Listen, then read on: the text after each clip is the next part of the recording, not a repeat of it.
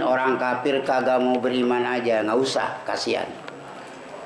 Aspik alaiha, nyatanya belas kasihanlah kamu Muhammad alaiha atas anfus. Artinya kasihan sama diri kamu Muhammad sendiri, Nabi Muhammad, bitahfifi hazal ghammi, dengan meringankan inilah bingung, supaya ringan mikiran, bingung mikiran bagaimana orang kafir tidak mau beriman aja. Artinya ini jadi pelajaran sama kita. Wih, susah ini murid nggak bisa ngaji aja. Ya orang kitanya juga nggak begitu paham mengaji, asal-asalan. Murid domeli. Kita aja hanya belajar 3 pan yang seharusnya target ulama kudus 19 pan hafal. Ya ini mah kitanya juga cuman 3 pelajaran. Nahu sorob tafsir, nahu sorob fathul mu'in. Ya kalau murid hanya sepelajaran bebel, waktu apa iya guru murid diambil 30%. Jadi kudu sabar ya menghadapi aspik. Bakhi'un nafsaka alla yakunu mu'minin. Inna jika menghendaki kami, nunazzil maka menurunkan kami alaihim, ala lidoror ya. Kata guru saya, kalau Allah ada di bab sidang seperti dalam Fathul Mu'in bab qadha, itu pasti mananya ala lil golaba, kalah. Kalau li itu menang ya. Nanti bakal diterangkan dalam Fathul Mu'in bab saksi. Jadi ala lidoror alaihim, bahaya atas mereka.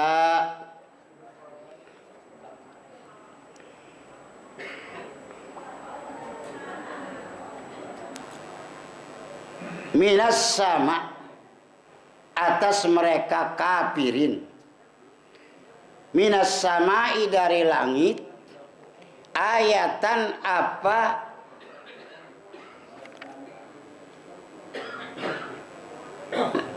Ayatun ayat. Fazollat, maka terus-terusan. Bimaknal mudhari, dengan makna fil mudhari. Fazollat, artinya fazollat fil mudhari menggunakan lafaz fil madi. Itu menurut teori ilmu tafsir litahaqqukil wuku. Wah, itu rame ulama menerangkannya begitu. Ayatazullu, nyatanya terus-terusan. Ayatadumu, nyatanya terus-terusan. A'naquhum, apa segala mereka ahli Mekah, boleh ke kafir, boleh ahli Mekah. Sebab ahli Mekah pada waktu Nabi lahir itu kafir. Laha, bagai ayat khodi'in, itu yang merendah diri semua. Makanya aspik alaiha, kasihan kamu Muhammad sama diri sendiri. Nggak usah terlalu memaksakan. Yang penting kamu bisa menyeramahin orang-orang kafir Mekah. Adapun beriman dan tidaknya itu urusan Allah. Sebab di dunia ini mereka tidak beriman. Itu ada Adam namanya. Adamu iman, tidak ada beriman. Itu ada macam, ada 3 ya Adam itu. Ada Adam sabikus sabik. Adam sabikus sabik itu tidak adanya makhluk pada azali. Itu namanya Adam sabikus sabik. Seperti Allah ada, karena Allah wala syai'a ma'ah. Allah ada, nggak ada apa-apa. Itu namanya Adam sabikus sabik. Atau maknanya dari ahli tauhid, Adam sabikus sabik itu wajib adanya Allah, wajib tidak adanya makhluk. Itu disebut dalam ilmu tauhid Adam sabikus sabik. Ada Adam sabik nanti. Adam sabik ini kayak kita ada, tapi didahului dengan tidak ada. Yang ketiga Adam lahik. Adam lahik ini kita ada, bakal disusul dengan tidak ada. Yang terakhir adalah Adam itu adalah ada mutlak. Artinya ada mutlak itu terus-terusan. Mana yang terus-terusan? Termasuk imannya Abu Jahal dan orang kafir yang lainnya, itu termasuk ada mutlak. Di azali, tidak ditaksis oleh Allah. Artinya di azali tidak diprogramkan oleh Allah bahwa imannya Abu Bakar ada sampai kiamat. Memang Allah nggak bikin iman. Maka di dalam surat Al-Baqarah, fala tatma fi imanihi Muhammad, jangan serakah ya. Jangan ambisius mikirin Abu Jahal bagaimana kudu berwarung, nggak bisa, sebab nggak dibikin imannya. Sebab dunia mah semuanya ciptaan Allah. Abu Jahal diciptakan oleh Allah, imannya diciptakan. Kalau Allah nggak bikin, ya nggak ada berarti. Nah, maka kita tahu ada manusia susah diajaknya begitu. Wah, itu memang dari kecil ngaji, udah tua umur 70 tetap nggak bisa. Berarti ilmu buat orang itu tidak diciptakan. Makanya kita untung diciptakan oleh Allah, mau melangkahkan kaki majlis taklim. Kalau enggak juga kita jangan terlalu ngiri. Heran gua sama punya tetangga ya, dikasih duit suruh ngaji ke kagak bisa. Wah, itu berarti ciptaan Allah.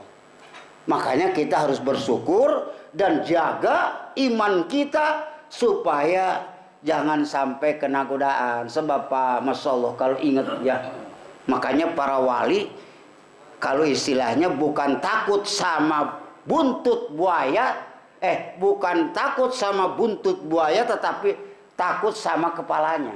Wih, memang secara buntut mah Ki Korun itu ulama besar. Pada zaman itu tidak ada ulama di dunia, hanya Ki Korun. Tapi ternyata Ki Korun itu sama Ki Bal'am bin Ba'uro adalah imannya tidak diciptakan oleh Allah, jadilah orang kafir. Nggak heran. Apalagi Pak Misjan, Masya ya. Apalagi Hasim As'ari, apalagi Syekh Nawawi Tanara, ulama satu-satunya di Indonesia itu kecil dibandingkan dengan Ki Korun. A'lamu Bani Israel.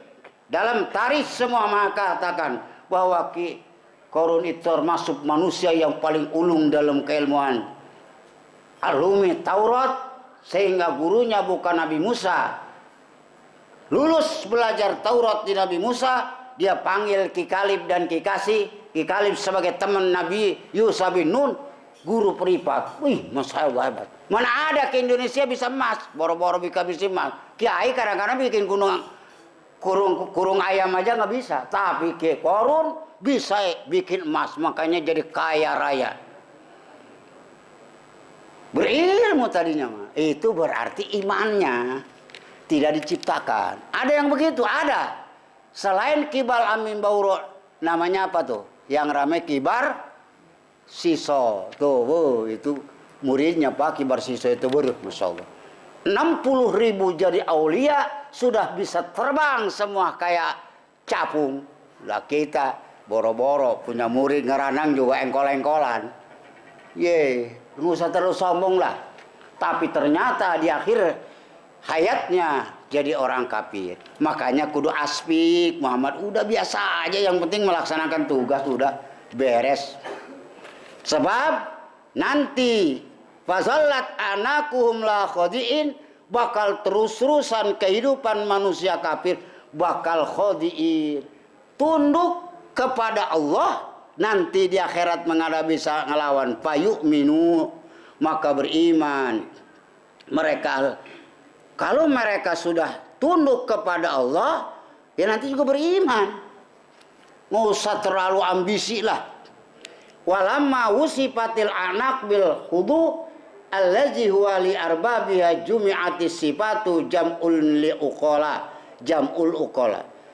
Dan sewaktu-waktu sifat disifati, dibikinin sifat, maksudnya lapad anakku dengan khodi'in. Lapad khodi'in tuh artinya lapad anakuhum sifatnya khodi'in. Kenapa? Allazi, padahal itu adalah yang punyanya anak, itu dijamakan sifatnya dengan menggunakan jam'ul uqola. Anak padahal leher itu bukan makhluk yang berakal. Sebab kalau ditanya leher, Kenapa ini kalimat begini? Apa? Oh, nggak ngerti leher mah. Tapi sifatnya pakai a'nakuhum. Kudunya mah a'nakuhum laha khadi'ah. Kenapa? Nggak pakai begitu aja. Yang sesuai dengan susun nahu ini lil fasila. Sebab Al-Quran tidak sembarangan. Kalau di sononya dun, sampai ke sono dun. Makanya kepada para khotib sopan. Kalau khotbah pakai kopiah, kenapa sih? Suka ngarang-ngarang sendiri. Mending kalau sesuai dengan pengalaman. Kalau di sonanya din, semua khotbah itu kudin. Ini namanya ta'adduban lil Quran, ngikutin pola Al-Quran. Tuh, Al-Quran ini pusat dalam bahasa kita kudu ngikutin Al-Quran, apalagi hukum. Nah, pasti tunduk nanti. Kalau udah kena neraka mah nggak bisa. Wa ma yatihim min zikrin minar rahmani muhdasin illa kanu anhu mu'ridin. Dan tidak ada datang kepada mereka kafir min zikrin, apa Quran dari Ar-Rahman, zat yang maha memberi nikmat dunia di gede yang di dunia, muhdasin yang menciptakan makhluk, illa kanu melainkan mereka li Mekah anhu dari zikrin muridun itu yang berpaling. Sebab orang kafir mawamatihim tidak datang Al-Quran kepada telinga mereka. Al-Quran padahal minar rahman, dari Allah, bukan dari syaitan, bukan dari para nabi, tapi minar rahman muhdasin yang menciptakan alam ini. Melainkan illa kanu sifatun kasifatun, lapan muhdasin sifat yang menjelaskan makna kasifama, yang menjelaskan makna Rahman. Siapa Rahman? Muhdasin, yang bikin malu. Melainkan orang kafir begitu didatangin Al-Quran, muridun mereka berpaling, nggak mau nerima kepada Al-Quran. Tapi nanti di akhirat bakal tunduk nyerah kepada pelaturan Allah. Di sini hanya ngikutin Al-Quran, ngaji, sholat, ngeluarkan zakat, nikmat, rezeki nambahin. Tapi di akhirat mah masuk ke neraka, nanti juga khodiin, tunduk, nggak pernah ada tentangan apa-apa.